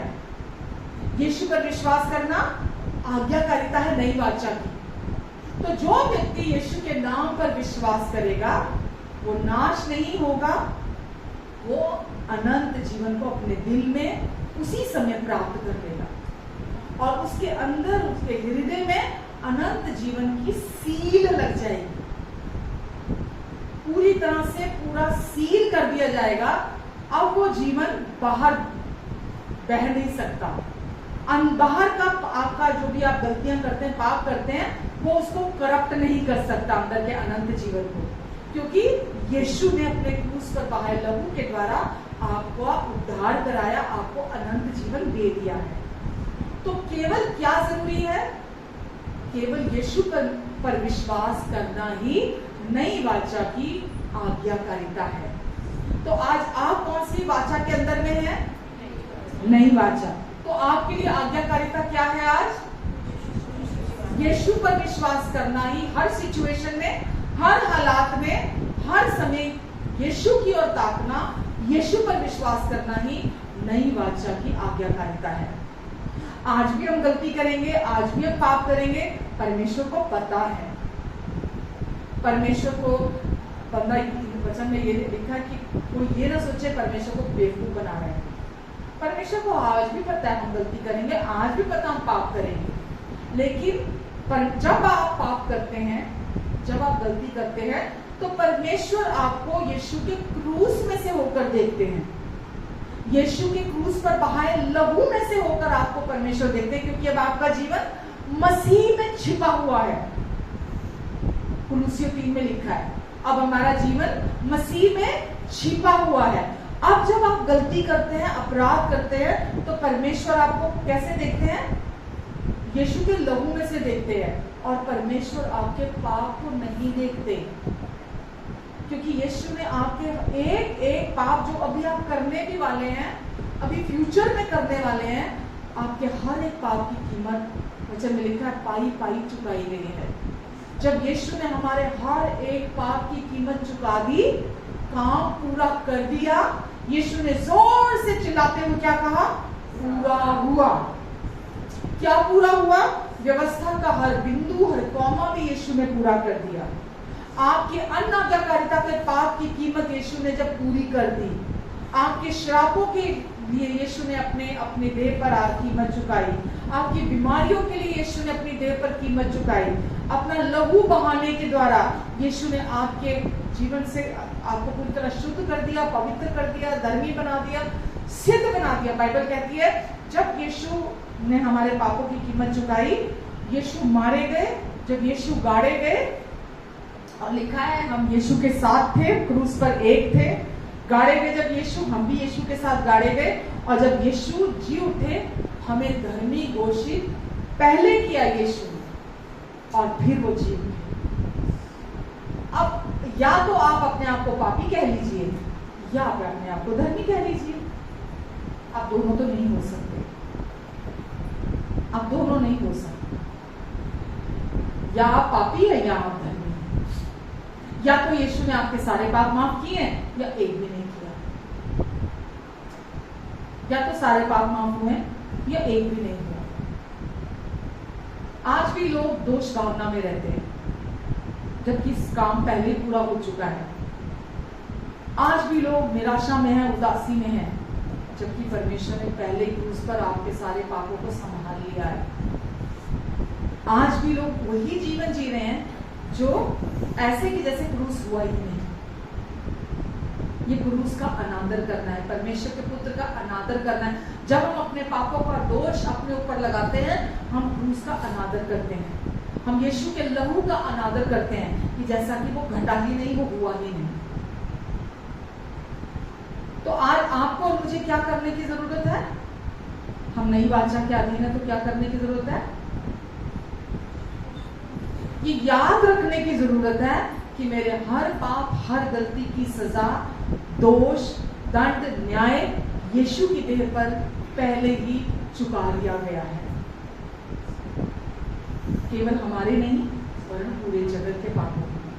केवल यीशु को कन्फेस करना है, यीशु के पूरे हुए काम को हमें अंगीकार करना है, ना कि रोज रोज अपने गलतियों को, अपने अपराधों को अंगीकार करना है। आज भी लोग अपनी गलतियों को रोज अंगीकार करते हैं, और ऐसा करके वो रोज यीशु के लहू को अपने पैरों तले रोकते हैं कि जैसे वो हुआ नहीं। आज आप और मैं, हम रोज अपने पापों को अंगीकार करने नहीं बैठते। अपने पापों को अंगीकार करने का मतलब फिर यही है कि हम अभी भी, हमारा फोकस हमारे ऊपर है, हमारे पापों पर, हमारी गलतियों के ऊपर। तो अभी हम रोज क्या अंगीकार करते हैं? हम करते तो हैं, क्या अंगीकार करते हैं? जो यीशु ने हमें बना दिया, जो यीशु ने हमें दे दिया, जो यीशु ने हमारे लिए क्रूस पर काम पूरा कर दिया, हम उसको अंगीकार प्रतिदिन करते हैं, क्योंकि उसको अंगीकार करना ही विश्वास करना कहलाता है। जो यीशु ने काम पूरा कर दिया, जब आप उसको मुंह से बोलते हैं, उसको ही विश्वास करना बोलते हैं ना, नई वाचा के लिए भी मैंने सिखाया। तो जब आप उसको बोलते हैं, केवल हृदय में विश्वास करना काफी नहीं है, केवल मुंह से अंगीकार करना काफी नहीं है। जब आप दिल में इस सच के साथ राजी होते हैं, जो यीशु ने आपके लिए क्रूस पर पूरा कर दिया, जो यीशु ने आपके लिए लहू बहाया, जब आप उसके साथ राजी होते हैं और उसको आप मुझसे अंगीकार करते हैं, तो आपके जीवन में परमेश्वर की आशीषों पर आशीषें, आशीषों पर आशीषें, आप उस रिलेशनशिप को हर दिन उसका आनंद उठाते हैं और आप हर दिन पवित्र आत्मा की लीडिंग में चलते हैं। तो समझ आ रहा है मैं क्या बोल रही हूँ? तो हम संसार आज भी जब वो किसी को कर्मों के थ्रू, बोलने के थ्रू, देखने के थ्रू, है ना, उनके इंटेंशंस को देखते हुए संसार आज भी जब किसी को देखता है तो वो बोलता है ये व्यक्ति पापी है। जब वो उनके कार्य देखता है, राइट, आंखों से, बोलने के द्वारा, करने के द्वारा भी, और उनकी सोचों में जो गंदगी होती है, तो संसार आज भी कैसे एक दूसरे को भला व्यक्ति और बुरा व्यक्ति मानता है? संसार के हिसाब से भला व्यक्ति वो है जो बाहर से पवित्र दिखता है, जो बाहर से विशेष रंग के कपड़े पहनता है, विशेष कोई वेशभूषा होती है उसकी, वो जब लोगों के बीच में जाता है तो उसका बाहरी आवरण लोगों को लुभाने वाला होता है ना, एक विशेष प्रकार का होता है। और वो जो पब्लिक में जो वो अपने आप को दिखाता है, संसार के हिसाब से वही भला है, और जो पब्लिक के हिसाब से नहीं होता, वो उसके हिसाब से बुरा और पापी इंसान है। यहाँ तक कि जिसने अपने शरीर पर अगर कोई टैटू बनाए होते हैं ना, या जिसने बाल रंगवाए होते हैं, बोलते ये कभी पवित्र हो ही नहीं सकता, ये कभी धर्मी हो ही नहीं सकता, ये कभी सही इंसान नहीं हो सकता। क्यों? क्योंकि इसके शरीर पर टैटू है, इसके बाल रंगे हुए हैं, इसने फटी हुई जीन पहनी हुई है, इसने ऐसे कपड़े पहने हुए हैं, क्योंकि संसार को आदत है बाहरी आवरण के द्वारा पवित्र और अपवित्र कहने की, धर्मी और अधर्मी कहने की। पर मैं आपको सही मायनों में बताऊं, जिनके शरीर पे टैटू हैं और जिनके बाल अगर कलर्ड है या जीन फटी हुई है, मैंने उनको ऐसा देखा है, इतना परमेश्वर के करीब देखा है, स्पिरिचुअली उनको इतना स्ट्रॉन्ग देखा है मैंने, कि मैंने आज तक दूसरे किसी व्यक्ति को नहीं देखा। और मैं उनको एडमायर करती हूँ दिल से, मैं उनको सुनना पसंद करती हूँ। बाहरी आवरण, बाहरी वेशभूषा ये तय नहीं करती है कि कोई व्यक्ति कितना पवित्र है, कितना धर्मी है, कितना अच्छा है। हाँ, सलीके के कपड़े पहने होने चाहिए, नंगापन नहीं होना चाहिए, तन आपका ढका होना चाहिए, घर से निकलने से पहले एक बार अपने आप को देख लेना चाहिए कि हाँ, मैं पब्लिक में जा रहा हूँ, मैं कैसा बनकर जा रहा हूँ, इसमें कोई बुराई नहीं है। लेकिन आप ऐसा नहीं कह सकते कि एक व्यक्ति जिसका बाहरी आवरण या बाहरी वेशभूषा जो ऐसी स्पेसिफिक है, या जो बहुत मीठा बोल रहा है, ठग हमेशा मीठा ही बोलते हैं, है कि नहीं है? तभी तो ठग है ना वो, तो बहुत मीठा बोलते हैं, बहुत अच्छा बोलते हैं। अभी मैंने शुरुआत में क्या बोला कि लोग बहुत भावुक हैं, और आज दुनिया में धोखेबाजों की कमी नहीं है, उनकी भावनाओं का फायदा उठाया जा रहा है वहां जहां भी वो जा रहे हैं। ठीक है, तो दुनिया वाले लोग अभी भी जो लोग देखते हैं, जो बोलते हैं, जो कर्म कर रहे हैं, और उसके हिसाब से वो बोलते हैं ये पापी है, और उनको जहां जहां विश्वास करना, जहां जाना अच्छा लग रहा है, वो वहां जाकर धर्म कर्म कांड कर रहे हैं, और उनको लग रहा है बस यही तो जीवन है, कि हम जो भी बाहरी चीजें कर रहे हैं, बाहरी तौर पर परमेश्वर को खुश करने की, परमेश्वर की एक्सेप्टेंस को प्राप्त करने की, परमेश्वर से ब्लेसिंग्स को प्राप्त करने का, हम जो भी कर रहे हैं बाहरी तौर पर, बस वही सही जीवन है। लेकिन वचन हमें क्या बता रहा है?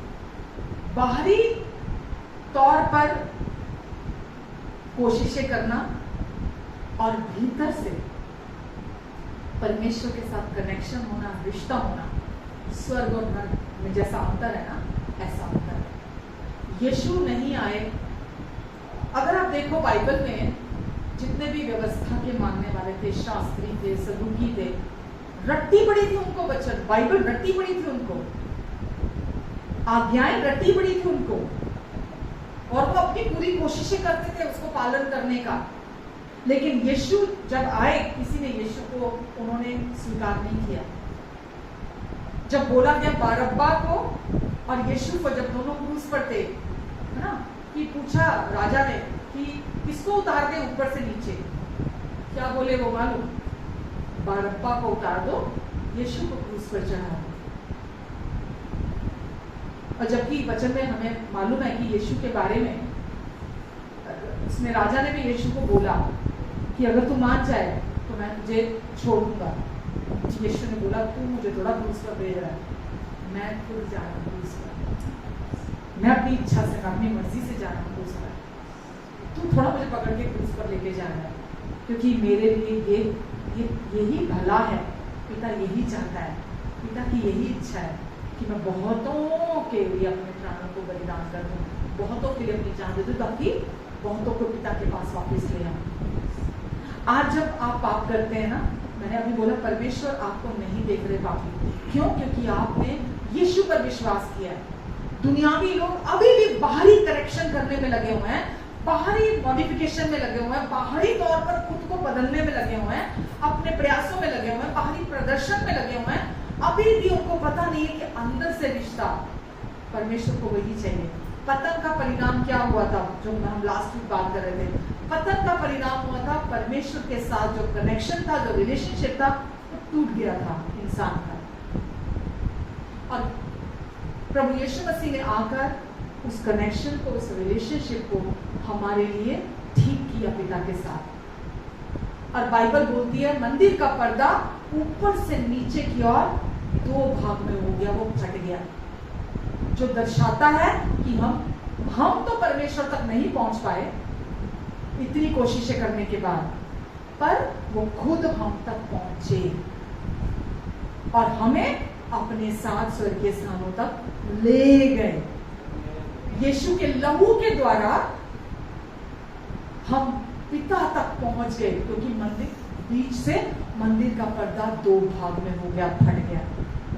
और आज आप और मैं, हम कहाँ हैं? हम जहां हमें होना चाहिए था, हम वहां पहुंच चुके हैं। केवल ये शरीर में जितने दिन हम हैं, अभी यहाँ परमेश्वर की इच्छा, परमेश्वर की योजना, परमेश्वर के उद्देश्य को पूरा करने के लिए हैं। आज यहाँ से हमारे आत्मा निकल जाएगी, शरीर यहाँ रह जाएगा, जो कि एक बाहरी आवरण है, राइट? अपना मकसद पूरा करके, परमेश्वर की इच्छा पूरी करके, योजना पूरी करके हमारी आत्मा वापस परमेश्वर के पास चली जाएगी। समझ रहे हैं आप? तो परमेश्वर की दृष्टि में उद्धार कराने के लिए किसी भी व्यक्ति का पापों से उद्धार का क्या मतलब है? पाप से मुक्ति, पाप से छुटकारा, पाप से उद्धार का क्या मतलब है? व्यभिचार, झूठ बोलना, ये तो सारे फल है उसके। व्यभिचार, झूठ बोलना, चोरी करना, माँ बाप का आदर ना करना, लोभ करना, लालच करना, ये उस पाप का फल है, उस पाप के फ्रूट हैं जो पहले आदम ने किया था। ठीक है? और यीशु ने वो कीमत चुका दी। आज परमेश्वर फल से नहीं निपट रहे हैं। आज परमेश्वर क्या कहते हैं?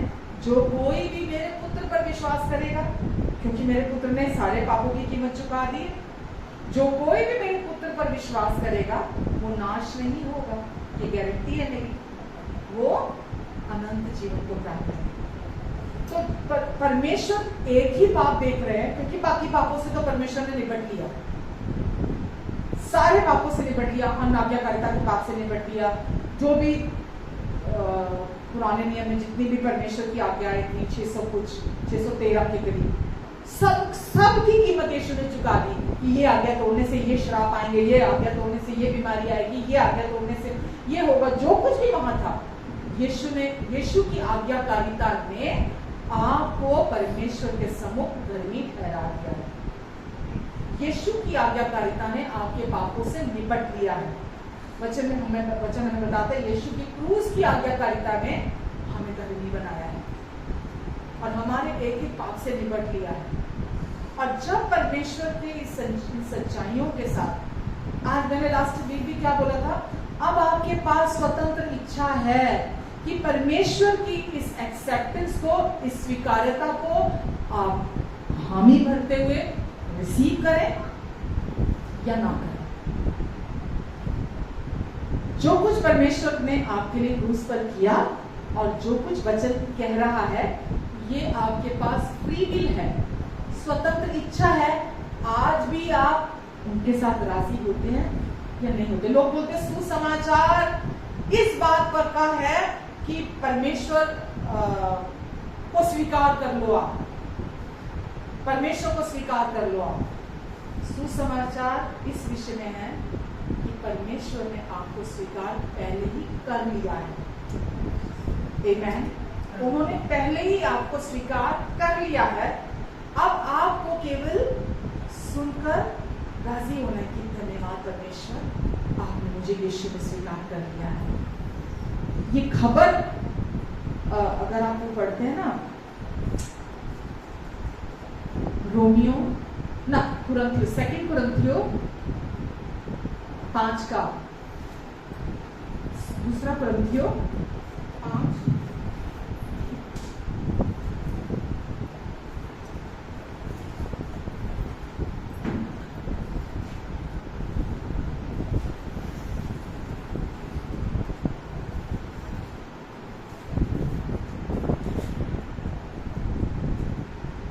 अतः अब हम किसी को 16 से, अतः अब से हम किसी को शरीर के अनुसार नहीं समझेंगे। शरीर के अनुसार नहीं समझेंगे मतलब कि ये व्यभिचार करता है, ये झूठ बोलता है, ये काम करता है, ये अपराध करता है, ये अपराध करता है। हम शरीर के अनुसार नहीं समझेंगे किसी। यद्यपि हमने मसीह को भी शरीर के अनुसार जाना था, तो भी अब से उसको ऐसा नहीं जानेंगे। इसलिए यदि कोई मसीह में है तो वो नई सृष्टि है, उसके पापों के साथ निपट लिया गया है। सुसमाचार हमारे विषय में नहीं है, सुसमाचार यीशु के विषय में है, जो कुछ यीशु ने क्रूस पर कर दिया। सुसमाचार यीशु के विषय में है। इसलिए यदि कोई मसीह में है तो वो नई सृष्टि है, पुरानी सारी बातें बीत गई हैं, देखो सब बातें नई हो गई हैं। और वो सारी बातें परमेश्वर की ओर से हैं। किसकी ओर से हैं? परमेश्वर की ओर से हैं। आगे लिखा है, जिसने मसीह के द्वारा अपने साथ हमारा मेल मिलाप, जिसने मसीह के द्वारा हमारे साथ मेल मिलाप कर लिया, करेंगे या करे, कर लिया, कर लिया, आपको और मुझे स्वीकार कर लिया। हमारा मेल मिलाप पिता के साथ हो चुका है, कर लिया गया है, और वो कभी भी हमारा इनकार नहीं करेंगे। कोई भी व्यक्ति जब तक परमेश्वर की सही छवि को नहीं जानता होगा कि वो कैसे परमेश्वर है, वो कैसे पिता है, जब तक कोई व्यक्ति परमेश्वर की छवि को नहीं जानता होगा, तब तक वो परमेश्वर की छवि को रिप्रेजेंट नहीं कर सकता, तब तक वो परमेश्वर की छवि को आगे लोगों को नहीं बता सकता।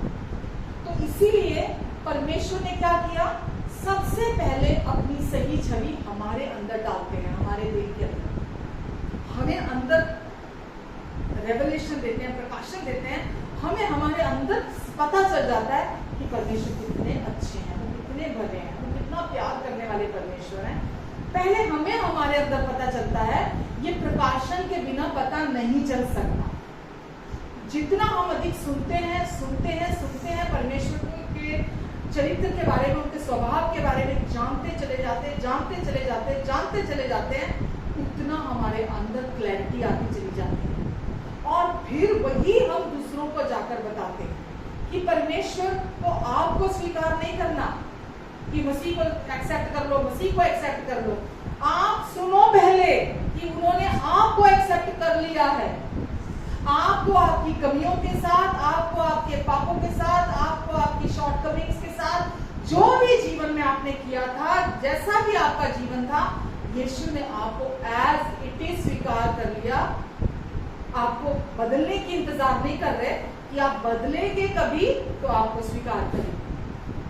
वो आपको थोड़ा थोड़ा करके माफ नहीं कर रहे किश्तों में कि चल मैं तेरे को आज माफ करता हूँ, कल फिर तू कुछ थोड़ा सुधार लेकर आ। ऐसा कुछ होने वाला नहीं है। अगर आप पहले इसको पढ़ते हैं, फिर मैं इब्रानियों पढ़ के बताती हूँ आपको। ये सब बातें 18 में लिखा है परमेश्वर की ओर से हैं, जिसने मसीह के द्वारा अपने साथ हमारा मेल मिलाप कर लिया और मेल मिलाप की सेवा हमें सौंप दी है। मेल मिलाप की सेवा हमें सौंप दी है।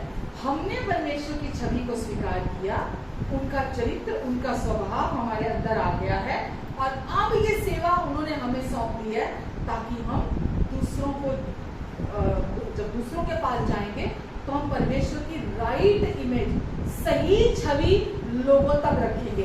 हम ये नहीं बोलेंगे परमेश्वर आपको बहुत प्यार करते हैं, लेकिन परमेश्वर आपको बहुत प्यार करते हैं, परंतु परमेश्वर आपको बिना शर्तों के प्यार से प्यार करते हैं, अगर हम अगर मगर किंतु परंतु नहीं लगाते। परमेश्वर बुरे लोगों को अच्छा बनाने के लिए नहीं आए। बहुत लोग सोचते ना बुरे से अच्छा, धर्म तो यही करता है ना। जब आदम और हव्वा ने अदन की वाटिका में वृक्ष का फल खाया, कौन से का? भले और बुरे के ज्ञान का। तो धर्म भी क्या करता है, जब भी आप किसी भी ऐसी जगह पे जाते हैं जहाँ धर्म का प्रचार हो रहा है, तो वो आपको क्या भला है क्या बुरा है वही बताते हैं कि भला ये है, ये करना चाहिए, ये बुरा है, ये नहीं करना चाहिए। पर यीशु ये करने नहीं आए, बुरे लोगों को अच्छा बनाने नहीं आए। यीशु आए पापियों को धर्मी बनाने के लिए, एक नई सृष्टि बनाने के लिए, अंधकार के राज्य से निकालकर ज्योति के राज्य में प्रवेश कराने के लिए, आपको परमेश्वर के धर्मी बेटे और बेटियां बनाने के लिए आए। बिल्कुल एक न्यू क्रिएशन, अंदर से पूरा ट्रांसफॉर्मेशन, अंदर से पूरी नई सृष्टि बनाने के लिए आए। तो आपको यीशु ने अंदर तक, आपके कोर तक आपको नया बना दिया है। अब आप अंदर कैसे हो? बिल्कुल परमेश्वर के जैसे हो, जैसे खुद परमेश्वर हैं, बिल्कुल 100% आप परमेश्वर के जैसे हो। तो परमेश्वर बुरे लोगों को अच्छा बनाने नहीं आए, वो आए ताकि आप, यीशु ने जो आपके लिए पूरा कर दिया, पहले वो पूरा किया, फिर वो मेल मिलाप की सेवा पहले आपके अंदर काम किया, फिर आपको सौंपी ताकि आप परमेश्वर की छवि को दूसरे लोगों तक जाके सही सही प्रस्तुत करें। क्योंकि जब परमेश्वर की सही छवि आप, अब अगर मैं कहूँ या मैं अपने परिवार की बात करूँ, हमने शुरू में मिक्सचर सुना, मिलावटी वचन सुना कि जैसा मैंने अभी आपको बोला, परमेश्वर प्यार तो करते हैं बिना शर्तों के प्यार से। क्या बोलते हैं? परमेश्वर प्यार तो करते हैं, लेकिन अगर आपने गलती की तो फिर देखना, अगर आपने दशमांश नहीं दिया तो देखना परमेश्वर तुम्हारे साथ क्या बुरा करेंगे, क्या गलत करेंगे। अगर तुमने संडे चर्च की छुट्टी की, परमेश्वर प्यार करते हैं, लेकिन अगर संडे चर्च की छुट्टी की तो देखना परमेश्वर क्या करते हैं। एक्सीडेंट होएगा, बीमारियां आएंगी, तब तुम्हारी अकल ठिकाने आएगी, तब तुम्हें होश आएगा। क्या ये सही छवि है परमेश्वर? क्या करना हम वचन लिखा, जब हम बुरे बुरे होकर अपने बच्चों के लिए हम अच्छी अच्छी योजनाएं बनाते हैं, उनको अच्छी अच्छी चीजें देना चाहते हैं, तो हमारा स्वर्गीय पिता हमसे भी बुरा हो गया कि जब हम गलती करेंगे तो वो हमारा सर पकड़कर गाड़ी के टायर के नीचे दे देगा, या वो हमारे शरीर में कैंसर भेज देगा, या वो हमारे शरीर में बुरी बुरी कोई और बीमारियां साथ में भेज देगा। ये परमेश्वर की सही छवि नहीं है। परमेश्वर की सही छवि ये है कि उन्होंने, वो हमसे बिना शर्तों के प्यार से प्यार करते हैं और वो हमारे पापों का दोष हम पर नहीं लगा रहे। अभी हमने पढ़ा, यहाँ पर नहीं पढ़ना है, 19 पढ़िए। अर्थात परमेश्वर ने मसीह में होकर अपने साथ, परमेश्वर ने मसीह में होकर अपने साथ संसार का मेल मिलाप कर लिया। अब केवल हमें राजी होना है जो उन्होंने कर दिया। जब तक कोई राजी नहीं होता वो उस उद्धार में शामिल नहीं हो सकता। लेकिन उस केवल क्या करना है? यीशु मसीह पर विश्वास। जो यीशु पर विश्वास करता है, मसीह में होकर अपना संसार के साथ मेल मिलाप कर लिया और उनके अपराधों का दोष उन पर नहीं लगाया। और उनके अपराधों का दोष, कौन से अपराध? पास्ट, प्रेजेंट और फ्यूचर के, पास्ट, प्रेजेंट और फ्यूचर के भी अपराधों का दोष हम पर नहीं लगाया। परमेश्वर ने सबका दोष यीशु की देह पर लगाया और उसने मेल मिलाप, दोबारा लिखा है मेल मिलाप, उसने मेल मिलाप का वचन हमें सौंप दिया है। इसलिए हम मसीह के राजदूत हैं, मानो परमेश्वर हमारे द्वारा विनती कर रहे हैं। हम मसीह की ओर से निवेदन करते हैं कि परमेश्वर के साथ मेल मिलाप करें, राजी हो जाओ जो उन्होंने किया है, क्योंकि जो पाप से अज्ञात था उसी को उसने हमारे लिए पाप ठहराया, ताकि हम उसमें होकर परमेश्वर के धर्मी बेटे बेटियां उनकी धार्मिकता बन जाएं। आमीन। तो आपके हमेशा के पाप, सारे पापों की कीमत यीशु ने क्रूस पर अपने लहू के द्वारा एक ही बार चुका दिया और आपको परमेश्वर ने 100% एक आखिरी आयत पढ़ के हम खत्म करते हैं। इब्रानियों 10 निकाल लो।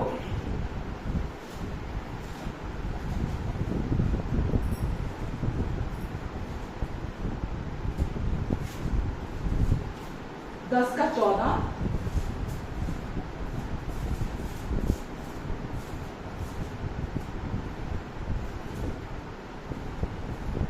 से पढ़ देती हूँ। चलो, हर एक याजक तो खड़े होकर प्रतिदिन सेवा करता है और एक ही प्रकार के बलिदान को, जो पापों को कभी भी दूर नहीं कर सकते, बार बार चढ़ाता है। पशु बलि, होम बलि, अन्न बलि आज भी लोग चढ़ाते हैं, है ना, पापों की कीमत के तौर पर।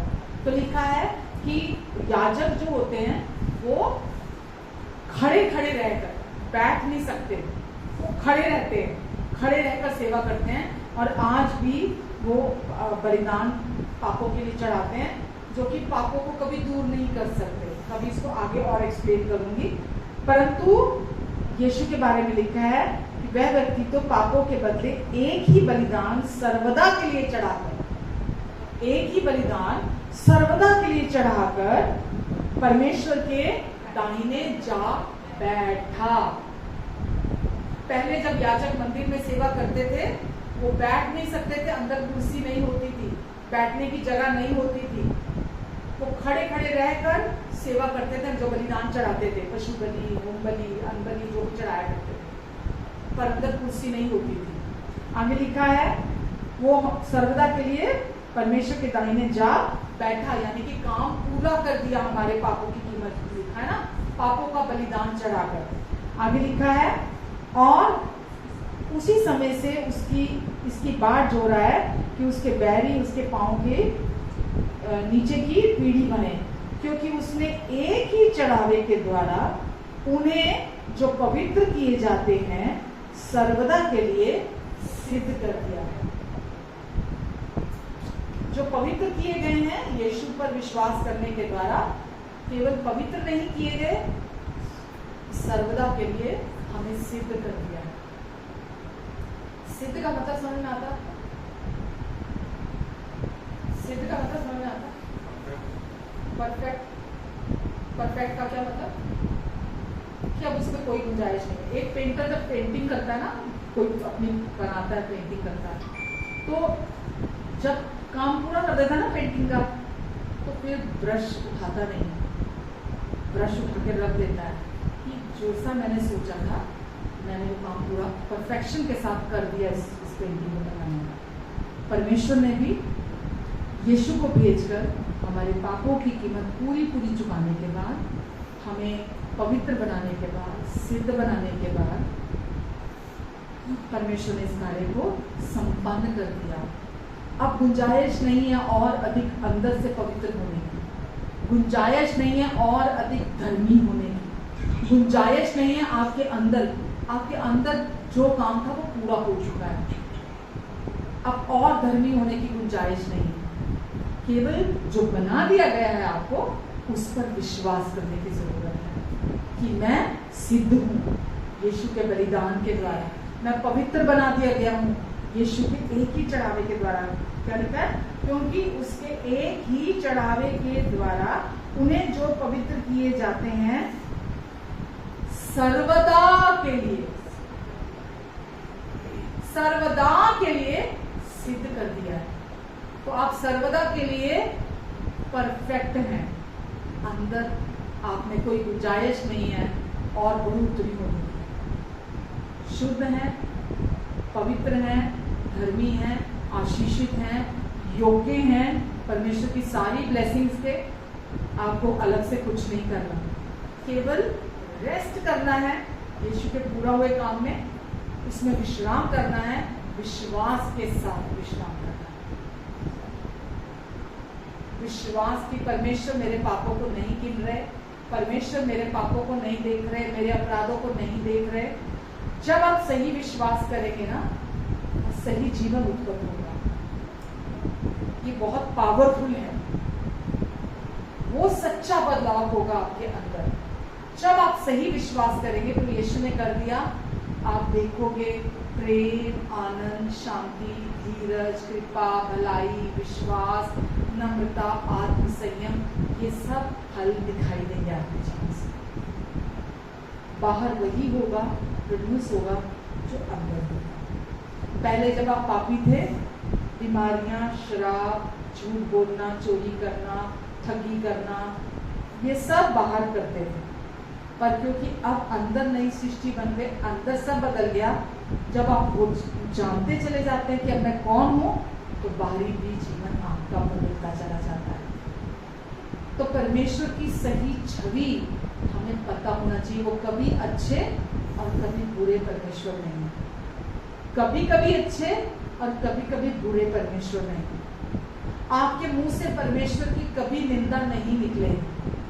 दुनियावी लोग बोलते हैं हाँ परमेश्वर प्यार करते हैं, अगले सेकंड रब को पता नहीं कि मगर प्या होया, पिछे प्या होया, रब दे मिनट में कर्ज वहीं के वहीं कर देंगे।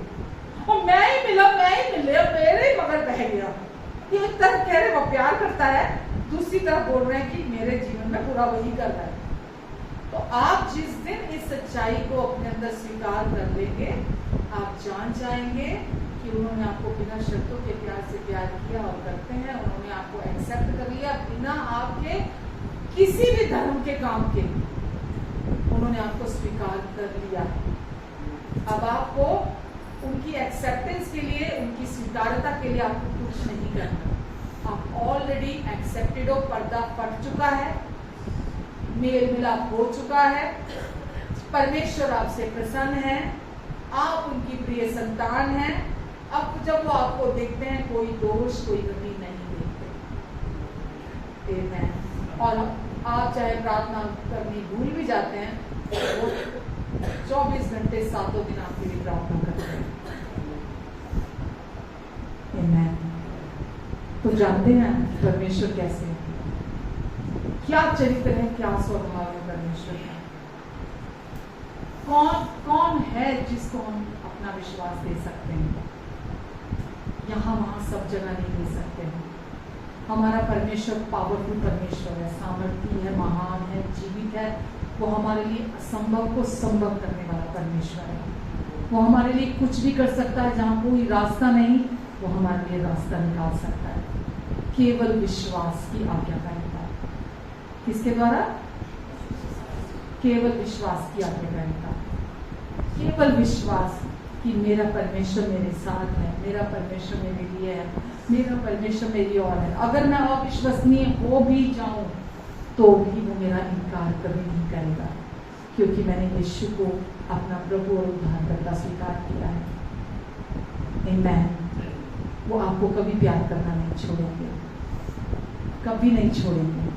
उनका वायदा है, मैं तुझे कभी नहीं छोड़ूंगा, कभी नहीं त्यागूंगा, इस जगत के अंत तक मैं तेरे साथ बना रहूंगा। और इस नई वाचा में सब कुछ मैं करूंगा, मैं करूंगा, मैं करूंगा, मैं करूंगा।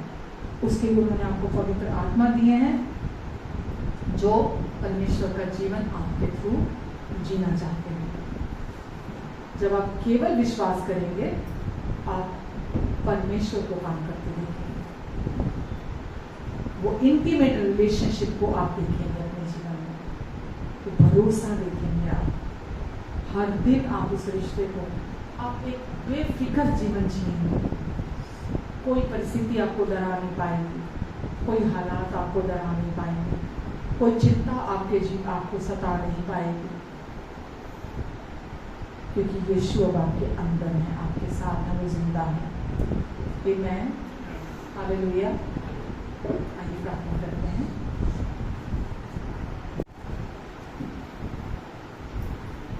पिता, हम आपको धन्यवाद देते हैं। वो फासला, वो दूरी जिसे हम कभी तय नहीं कर सकते थे, आपने अपने प्रेम के द्वारा वो फासला खत्म किया, वो दूरी खत्म कर दी और हमारे साथ मेल मिलाप कर दिया। ये खुशखबरी आपने यीशु के द्वारा हम तक पहुंचाई कि आप हम पर क्रोधित नहीं हैं, आप हम पर गुस्सा नहीं है, आप हमेशा हमसे खुश रहते हैं, क्योंकि आपके पास हमारे पापों की पूरी पूरी कीमत पहुंच चुकी है। यीशु ने ना केवल पूरी पूरी कीमत चुकाई है, ओवर पेमेंट की है। अपना सिद्ध पवित्र लहू बहाया है यीशु ने, और हमारे स्थान पर यीशु ने हमारा सब्स्टिट्यूट बनकर यीशु ने सब काम को पूरा कर दिया है। धन्यवाद देते हैं यीशु हम आपको अपने वचनों का प्रकाशन हमारे अंदर देने के लिए। आज हम ये जानते हैं, हम ये जानते हैं, हम ये जानते हैं, हम ये जानते हैं कि परमेश्वर हमसे बिना शर्तों के प्यार से प्यार करते हैं, और बिना शर्तों का प्यार यानी कि कोई शर्त लागू नहीं है उसमें। धन्यवाद परमेश्वर, आपके एक्सेप्टेंस के लिए भी धन्यवाद देते हैं पिता।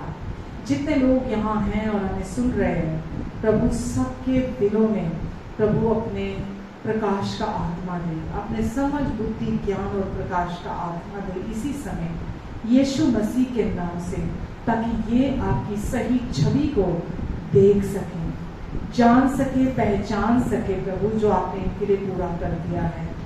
धन्यवाद यीशु, ये आपके चरित्र को, आपके स्वभाव को ये जान सके प्रभु, अपने प्रेम को इनके हृदयों में उड़ेल दीजिए यीशु मसीह के नाम से। पवित्र आत्मा के द्वारा इनके हृदयों में अपने प्रेम को उड़ेल दीजिए, अपने अनंत को, अनंत जीवन को इनके दिलों में उड़ेल दीजिए प्रभु। ये फिर कभी कंफ्यूज ना हो आपकी छवि को लेकर, क्योंकि आप अच्छे हैं और हमेशा अच्छे हैं। यही खुशखबरी too good to be true है, इतनी अच्छी है कि विश्वास करना भी मुश्किल हो जाता है, पर आप ऐसे ही हैं। हम जितना सोच सकते हैं, जितना जानते हैं, उससे कई गुना अच्छे हैं आप परमेश्वर, और हम आपको धन्यवाद देते हैं। और वचन में लिखा है, जो लोग परमेश्वर से प्रेम रखते हैं उनके लिए सारी बातें मिलकर भलाई को उत्पन्न करती हैं। हाँ परमेश्वर, हम हर दिन आपकी भलाइयों को देखेंगे, क्योंकि हम जानते हैं आप कितने अच्छे हैं। धन्यवाद परमेश्वर, इन सब पर आप अपना अनुग्रहकारी हाथ बनाकर रखेंगे, कि आने और जाने पर अपनी आशीष को ठहराएंगे, अपने पवित्र आत्मा की लीडिंग में आप इन्हें चलाएंगे, अपनी बुद्धि आप इन्हें दीजिए, अपना फेवर आप इन्हें दीजिए। ये सही समय पर सही जगह पर रहेंगे और सही चीजें इनके जीवन में निरंतर होगी प्रभु यीशु के नाम से। अगर कोई बीमार है तो यीशु में आपके छुटकारे की घोषणा उनके जीवन पर करती हूँ, आपकी चंगाई की घोषणा उनके जीवन पर करती हूँ यीशु मसीह के नाम से। आपके कोड़े खाने से ये चंगे हो चुके हैं, मैं आपको धन्यवाद देती हूँ, धन्यवाद देती हूँ परमेश्वर। धन्यवाद यीशु, आपकी महिमा की घोषणा मैं इनके जीवन पर करती हूँ, इनके परिवारों पर आपकी महिमा को बोलती हूँ, इनके बच्चों पर, इनके नाती पोतों पर मैं आपकी महिमा को बोलती हूँ प्रभु यीशु के नाम से। धन्यवाद देती हूँ पवित्र आत्मा जी, आपने यहाँ अपनी महिमा को प्रकट किया, हर हृदय में आपने अपने वचन को डाला, सबसे बात की प्रभु। मैं विश्वास करती हूँ कि ये वचन इनके हृदयों में 100 गुना फल को लेकर आएगा यीशु के नाम से प्रभु। और आने वाले समयों में प्रभु, जो मेल मिलाप इनके हृदय में आपने किया है, ये प्रभु मेल मिलाप का वचन दूसरे लोगों तक भी लेकर पहुंचेंगे। धन्यवाद यीशु, धन्यवाद प्रभु, धन्यवाद यीशु। इनका और इनके अपनों का आप ख्याल रखेंगे और इनकी सारी जरूरतों को अपनी महिमा के उस धन से जो मसीह यीशु में आप पूरा करेंगे। आमीन, आमीन।